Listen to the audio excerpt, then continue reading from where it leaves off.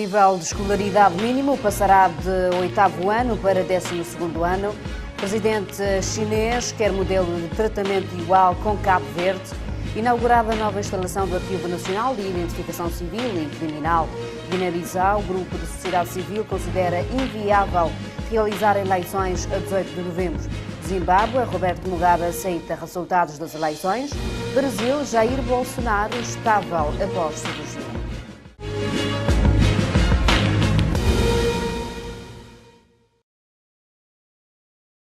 Boa noite, seja bem-vindo. O secretário do Estado Adjunto para a Educação, Amadeu Cruz, avançou aos jornalistas nesta sexta-feira que o Ministério da Educação tem o desafio de melhorar a qualificação do sistema de educação, em que o nível de escolaridade mínima passará do 8º ano para 12º ano, com o propósito de cumprir os desideratos da Constituição da República. De acordo com Amadeu Cruz, o Ministério da Educação tem o desafio de melhorar a qualificação do sistema de educação e estão a trabalhar para que o nível mínimo obrigatório de escolaridade passe de 8º ano para 12º ano. Hoje, o nosso desafio é a qualificação do nosso sistema de educação de modo a cumprir os desideratos constantes da Constituição da República e da Lei de Bases do Sistema Educativo. Temos de continuar a garantir condições para estabilização e de consolidação através de políticas assertivas que qualificam o sistema, como o alargamento da escolaridade básica obrigatória até ao 8º ano e progressivamente até ao 12º ano, o reforço do ensino das línguas estrangeiras e das ciências, conforme manda o programa do Governo da 9ª legislatura. Segundo mesmo, a qualificação do sistema servirá também para dar respostas às necessidades de inserção de Cabo Verde nas dinâmicas internacionais e levar os jovens a concluir o nível mínimo obrigatório e trabalhar para garantir a empregabilidade. Os desafios que temos pela frente sejam da qualificação do sistema para dar respostas em termos de inserção de Cabo Verde nas dinâmicas internacionais, para respondermos às necessidades de qualificação dos quadros cabo-verdianos, dos jovens cabo-verdianos, mas naturalmente não queremos, o governo não quer, o país não pode deixar para trás aqueles que por qualquer razão não tenham tido acesso, não tenham tido sucesso ao nível do ensino básico geral e obrigatório. Por isso temos que trabalhar no sentido, por um lado, de dotar os jovens todos da escolaridade básica, obrigatória, até o 8º ano de escolaridade, mas, por outro lado, temos que trabalhar no sentido de garantir a empregabilidade. O secretário do Estado Adjunto para a Educação avançou que vão trabalhar para ajustar o programa de alfabetização ao programa de reforma do ensino técnico profissional como forma de garantir o conhecimento e o emprego aos jovens e adultos. E para isso temos que trabalhar no novo paradigma, como disse, de ajustar o programa de alfabetização ao programa de reforma do ensino técnico profissional, de modo que os jovens possam, por um lado, aprender os conhecimentos básicos, ter acesso aos conhecimentos básicos, mas terem conhecimentos profissionais, terem uma formação profissional para poderem aceder ao mercado de trabalho. O ano letivo 2018-2019 já se aproxima e o secretário do Estado Adjunto para a Educação avançou que já está em curso o processo de seleção e transferência de professores. Janine Leles, ministra da Justiça e do Trabalho, avançou hoje aos jornalistas que agora os utentes estão com menos tempo de espera para a emissão dos passaportes. É que, conforme avança, agora este importante documento está a ser feito num período médio de 18,5 dias.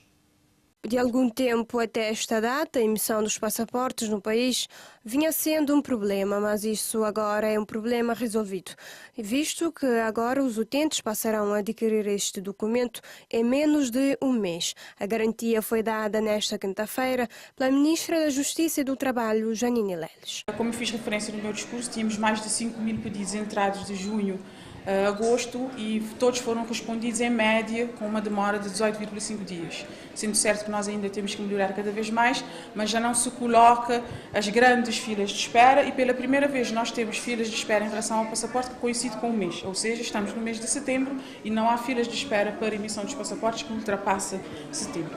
É esse o nosso objetivo, é trabalhar para que de facto o cidadão sinta e as suas questões resolvidas, tenha a sua documentação, tenhamos a segurança jurídica, tenhamos um ambiente de negócios que seja favorável, exatamente para facilitar toda a tramitação, toda a transação, para que as pessoas gastem menos tempo Questionada se esse menos tempo quer dizer menos de um mês, a governante explica. Informações recolhidas ontem junto do SINAC nos garantem que neste mês de setembro não há filas de espera que ultrapassem o mês de setembro.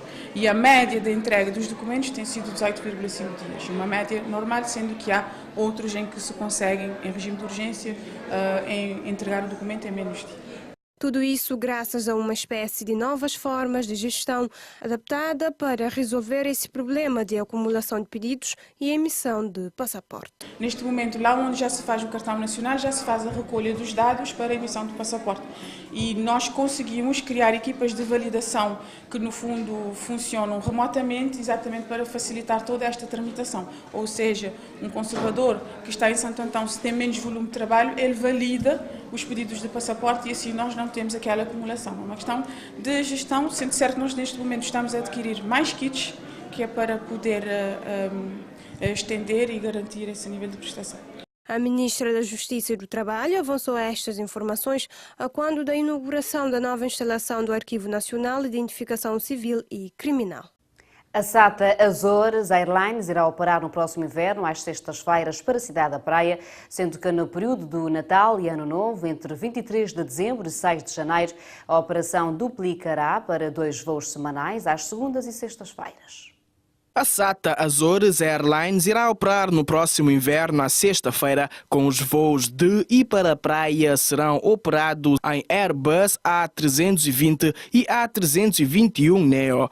De acordo com o jornal online, no período de Natal e Ano Novo, entre 23 de dezembro e 6 de janeiro, a operação duplicará com 2 voos semanais à segunda e sexta-feira. Conforme a mesma fonte, a partir de novembro também já é possível viajar de Lisboa para a praia no mesmo dia, com escala em Ponta Delgada. As partidas da praia serão às 13h10, com chegada a Ponta Delgada às 17h, permitindo ligações seguidas a Boston às 18h10, Lisboa às 20h05, Porto às 18h e Terceira às 19h10. No sentido inverso, o voo partirá de Ponta Delgada às 8h45, com chegada à praia às 12h. Este voo permitirá ligações diretas dos voos chegados de Boston às 6h15, de Lisboa às 7h20 e Terceira às 7h40.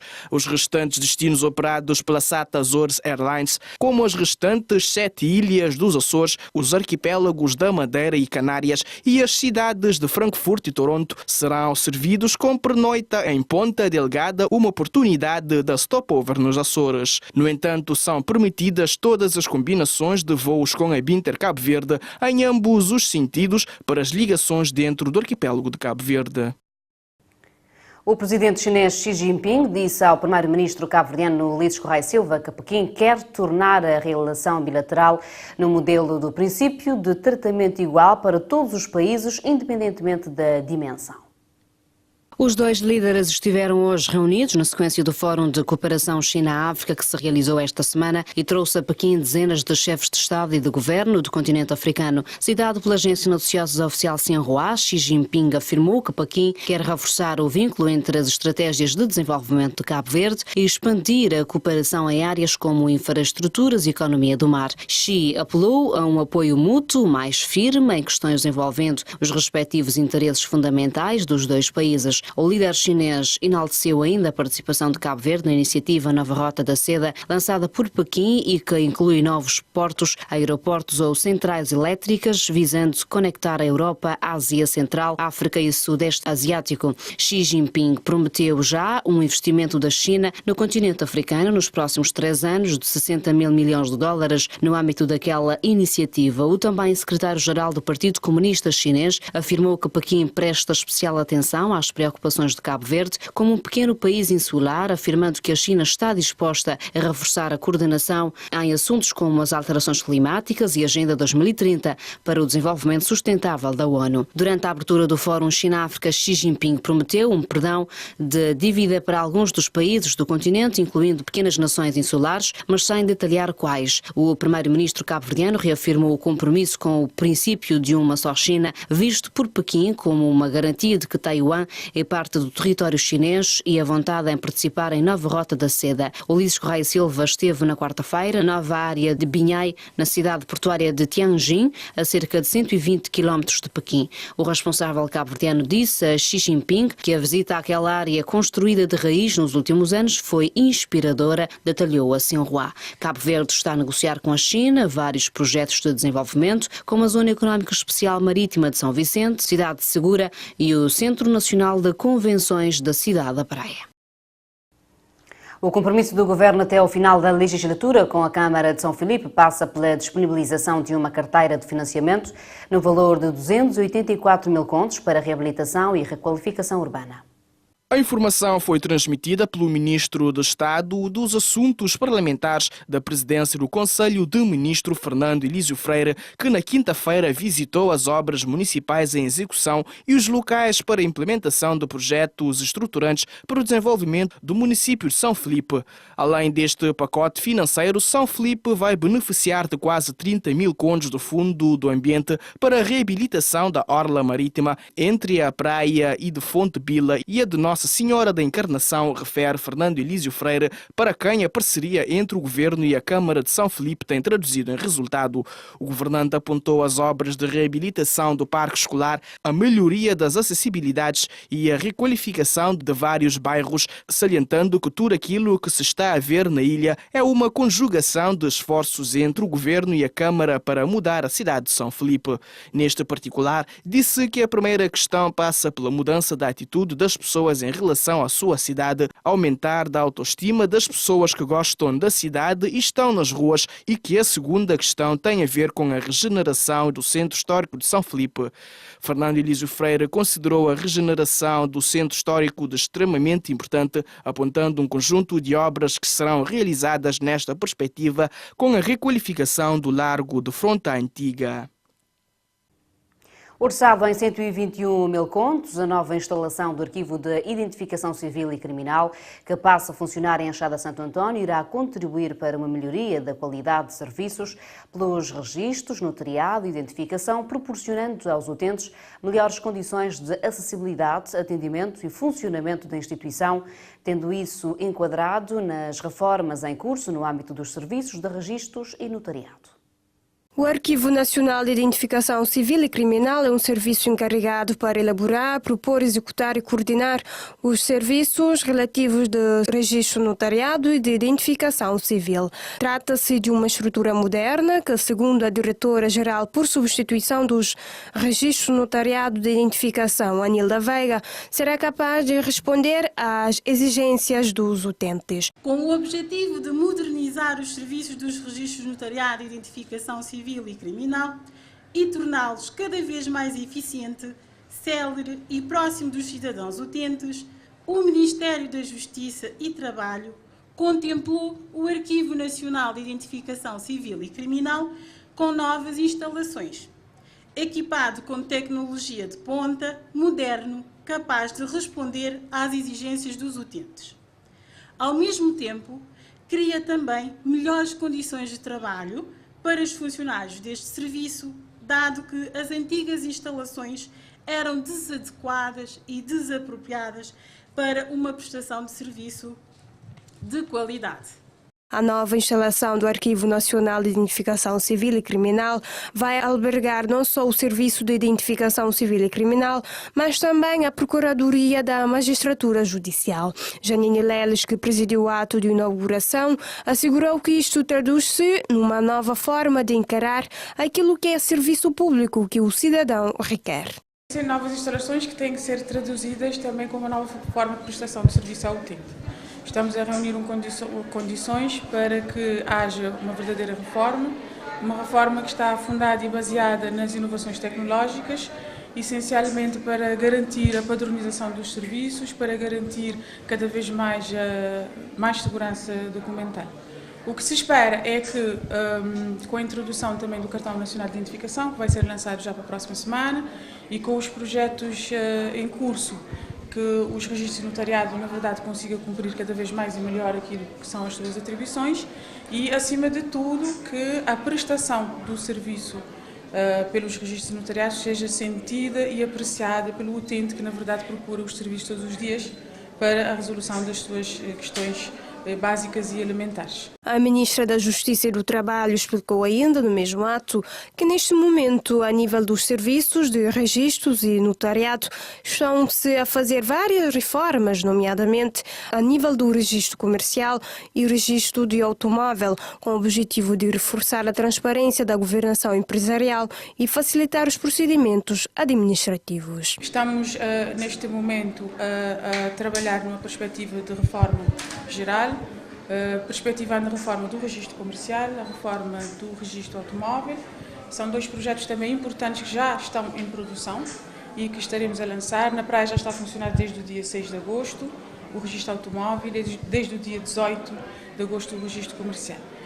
Em que é que isto consiste? Qual é a novidade? A novidade é que agora, com a informatização dos serviços e com o sistema de informação, tudo vai ser mais rápido. Vai-se poder constituir uma empresa em 3 dias. Era uma realidade antes só possível a nível da Casa do Cidadão, constituir uma empresa em 1 dia, e passa a ser possível fazê-la a nível de todas as conservatórias. Passa a ser possível requerer um registro comercial e ter rapidamente, e passa a ser possível registrar todos os atos em relação aos automóveis, a compra, a venda, todas as transações também no mesmo dia. Isto para quê? Para facilitar o utente, para facilitar as transações comerciais e para promover um ambiente de negócio que seja mais favorável à dinâmica que o país precisa. A instalação do Arquivo Nacional de Identificação Civil e Criminal, que funcionava desde 2000 no Sucupira, passa agora a funcionar na nova estrutura em Achada Santo Antônio, junto à Infopress. Terminou hoje na praia a formação de prestadores de cuidados de saúde em estratégias de comunicação sobre VIH e deficiência. A formação enquadra-se no âmbito de um projeto regional intitulado FEV, Fronteiras e Vulnerabilidades, face ao VIH-Sida na costa ocidental africana. A responsável da Humanité Inclusion Cabo Verde, Adélcia Almeida, faz uma avaliação positiva desta formação, visto que todos os grupos têm se mostrado engajados durante estes 5 dias e mostra a importância que isto irá trazer para o seu desempenho profissional. A formação desses 5 dias, que foi direcionada a técnicos, sobretudo a prestadores a nível da saúde, nós temos uma avaliação bastante positiva, uma vez que todo o grupo de formandos tem se mostrado muito engajado durante todos esses dias, demonstrando também a necessidade e a mais-valia que esta formação irá trazer para o seu desempenho profissional e, sobretudo, na promoção dos direitos das pessoas com deficiência na área da saúde sexual e reprodutiva e no VIH. Segundo a mesma, durante esta formação estiveram 34 técnicos das estruturas de saúde, também a nível local e central. A partir de finais de outubro e início de novembro, estas formações passam a ser replicadas em todas as estruturas de saúde, de modo a ter um trabalho unificado, disse. Nós tivemos cá a formar 34 técnicos das estruturas de saúde e da estrutura também a nível local e central. A ideia é que esses técnicos, numa planificação que nós cá já fizemos, a partir do mês de finais de outubro e início de novembro, essas formações passam a ser replicadas nas diversas estruturas de saúde, de forma a termos um trabalho unificado a nível do atendimento, do tratamento e do acompanhamento das pessoas com deficiência nas estruturas de saúde, mas também no após alta, e de modo a promover, melhorar o acesso, mas também promover uma melhoria a nível do acompanhamento das pessoas com deficiência. A responsável deixa algumas recomendações para as pessoas com deficiência. Esta, como eu disse, é uma formação de capacitação. Daí que a principal recomendação é que todos estejamos engajados na promoção dos direitos das pessoas com deficiência face aos limites, às limitações existentes, que vão desde a questão da acessibilidade física, mas a outras as dimensões da acessibilidade, a preparação em termos da comunicação, para que possamos comunicar de forma inclusiva, a implementação dos planos, das políticas nacionais na área da saúde, que seja feita numa perspectiva também inclusiva. Nós congratulamos, por exemplo, que o CCS-SIDA, neste momento, tenha considerado as pessoas com deficiência como um grupo-chave para a promoção e o combate ao VIH. Esse é um fator importante. O projeto implementa ações que promovam o envolvimento dos grupos-chaves e a população em geral em atividades de prevenção do VIH-SIDA e de outras infecções sexualmente transmissíveis, assim como difusão de informações e mecanismos que engendram a mudança de comportamento, recorrendo também à prestação de serviços de saúde, desde aconselhamento, teste de VIH e consultas clínicas e especialidades. Os estabelecimentos turísticos na cidade de Porto Inglês estão com a taxa de ocupação de 100% nas festas do município e do Festival Beach Rocha, que acontece nos dias 7 e 8 de setembro, informaram hoje os operadores locais. Os estabelecimentos turísticos na cidade de Porto Inglês estão com a taxa de ocupação de 100% nas festas do município do Festival Beach Rocha, que acontece nos dias 7 e 8 de setembro, informaram hoje os operadores locais. O mês de setembro é considerado época alta na Ilha do Maio, que recebe a visita de turistas e imigrantes, a pessoas oriundas principalmente da Ilha de Santiago, que escolhem o concelho para celebrarem a festa padroeira Nossa Senhora da Luz e o famoso Festival da Beach Rocha. Este ano, à semelhança dos anos anteriores, os hotéis e residenciais na cidade de Porto Inglês, de acordo com os operadores turísticos, estão esgotados e registram uma forte procura dos clientes nacionais e internacionais. Em entrevista à Infopress, o responsável do serviço de Hotel Marilu, Oriano Miranda, mostrou-se bastante satisfeito com a taxa de ocupação no referido estabelecimento, afirmando que as reservas no espaço estão esgotadas até domingo 9. Por sua vez, a responsável da Residencial Porto Inglês, Elisângela Varela, afirmou que a maior procura registada na referida instalação turística é de pessoas provenientes da Ilha de Santiago, sublinhando que o número de dormidas mantém-se igual relativamente ao do ano transato.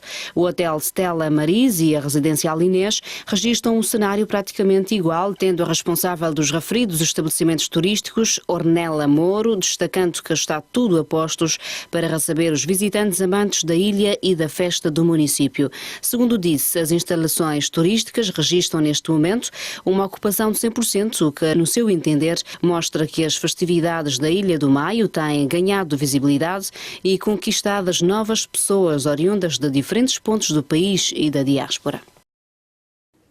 O Ministério da Educação, através da Direção Nacional da Educação, realiza de 3 a 8 de setembro uma jornada de campanha em comemoração ao Dia Internacional da Alfabetização, sob o lema Alfabetização e o Desenvolvimento de Competências, com o intuito de associar a alfabetização à formação profissional numa perspectiva de capacitação dos jovens e adultos para a integração no mundo laboral. A diretora do Serviço de Educação de Jovens e Adultos, Albertina Duarte, fez um balanço positivo na alfabetização, sendo que houve um progresso no programa da mesma. E este ano, a jornada coloca a tónica na alfabetização e desenvolvimento de competências, o que nos permite fazer um balanço em duas perspectivas. Os progressos, os ganhos alcançados na alfabetização e formação de jovens e adultos para a sociedade cabo-verdiana e, de outro lado, perspectivar novas medidas, programas, estratégias de alfabetização e educação de adultos, tendo em conta os desafios de qualificação de jovens e adultos para o mundo laboral. A evolução da taxa de alfabetização desde a independência até este momento é um indicador precioso do investimento dos sucessivos governos na educação de jovens e adultos, em particular no desenvolvimento de competências de literacia e de numeracia. Sofia Figueiredo salienta que ainda existe uma discrepância no que diz respeito ao equilíbrio do género, sendo que nos 89% dos alfabetizados, 93% são do sexo masculino e 84% do sexo feminino. Portanto, os dados do IMC de 2017 apontam para uma taxa de alfabetização global na ordem dos 89%, como foi dito, com ainda com alguma discrepância no que diz respeito ao equilíbrio do género, sendo 93% do sexo masculino e 84% para o sexo feminino. Como disse inicialmente, é o resultado de todo um investimento que o país, que Cabo Verde, tem vindo a fazer. Segundo o secretário de Estado adjunto para a Educação, existe um desafio a ser cumprido no que diz respeito ao combate ao analfabetismo de retorno e funcional e à efetivação de uma política educativa. Pois agora temos à nossa frente uma empreitada desafiante, que é o combate ao analfabetismo de retorno e funcional e, ao mesmo tempo, a efetivação de uma política educativa e formativa do saber fazer, de aprendizagem ao longo da vida, implicando a reforma do sistema de educação de adultos e a sua integração com o sistema de ensino técnico e de formação profissional, tendo em vista também a promoção da equidade do género, a redução e erradicação progressiva das desigualdades sociais e a empregabilidade. O Governo de Cabo Verde comunga do entendimento mundial que a aprendizagem e a educação de jovens e adultos tem um forte impacto na cidadania ativa e coesão social. Enquadrado na comemoração do Dia Internacional de Alfabetização, o Ministério da Educação, através da Direção Nacional da Educação, realizou uma feira de livros com o intuito de estimular a leitura. Foram entregues no final certificados a formandos do ensino básico e aos que realizaram formação profissional em carpintaria. Em comemoração ao Dia Mundial da Fisioterapia, que comemora-se no dia 8 de setembro, a Associação das Fisioterapêuticas realiza um leque de atividades no Centro de Saúde de Achada Santo António, sob o lema Fisioterapia e Saúde Mental, com o objetivo de demonstrar como a fisioterapia ajuda no tratamento mental. De acordo com a representante da Associação das Fisioterapêuticas, o maior desafio da classe é associarem-se para que possam obter a ordem. Neste momento em Cabo Verde podemos dizer que o maior desafio da fisioterapia é nos associarmos, porque já temos informação que nós somos mais de uma centena de fisioterapeutas em Cabo Verde, mas até agora nós só temos 32 associados. Então pensamos que a fisioterapia, os fisioterapeutas em Cabo Verde precisam de se associar mais, precisamos nos juntar e queremos formar a nossa ordem. E para termos a nossa ordem nós temos que juntar forças. Os fisioterapeutas têm de se juntar para esta causa, para andarmos para a nossa ordem, porque tendo uma ordem seremos mais fortes. Estava previsto para esse ano ser criado a Ordem dos Fisioterapêuticas, mas segundo a mesma não foi possível porque ainda não conseguiram reunir todos os profissionais da área, o que é preciso para dar início ao pedido ao Ministério da Saúde. Nós já fizemos associação, já formamos associação. Para a associação já foi um esforço grande, foi um esforço enorme, porque como disse há bocadinho, o maior desafio é nos juntarmos. É difícil juntar os fisioterapeutas. Logo, para a ordem, nós temos de ter mais força, porque para nos dirigirmos ao Ministério da Saúde e pedirmos a nossa ordem, nós temos de ter um grupo coeso, um grupo firme. E isso ainda nós não temos, infelizmente. Cíntia Pinto aponta que esse ano optaram por trabalhar com os doentes mentais como forma de demonstrar que a fisioterapia é uma grande aliada no tratamento do mesmo. Estamos a fazer aqui uma atividade de palestra com um grupo vindo da Granja, porque este ano o nosso tema é sobre a fisioterapia e saúde mental, ou seja, nós queremos mostrar como é que a fisioterapia consegue ajudar no tratamento da saúde mental, ou seja, de pessoas com problemas de saúde mental. Então trouxemos aqui um grupo onde vamos fazer palestras, vamos falar sobre saúde mental e fisioterapia. Quando queremos falar da saúde mental, não só pessoas que já têm problemas de saúde mental, mas também a sociedade, porque saúde mental é tudo que nós vivemos no nosso dia a dia, é o estresse, é a ansiedade, é o cansaço do nosso trabalho, da nossa vida. Então o exercício físico, que é o ponto principal aqui que nós queremos falar, ajuda nisso, ou seja, ajuda a melhorar, diminui a depressão, diminui a ansiedade. Outra atividade realizada é a medição da pressão arterial e da glicemia e amanhã será realizada na praia da Quebra-Canela às 7 horas da manhã, yoga e taibo.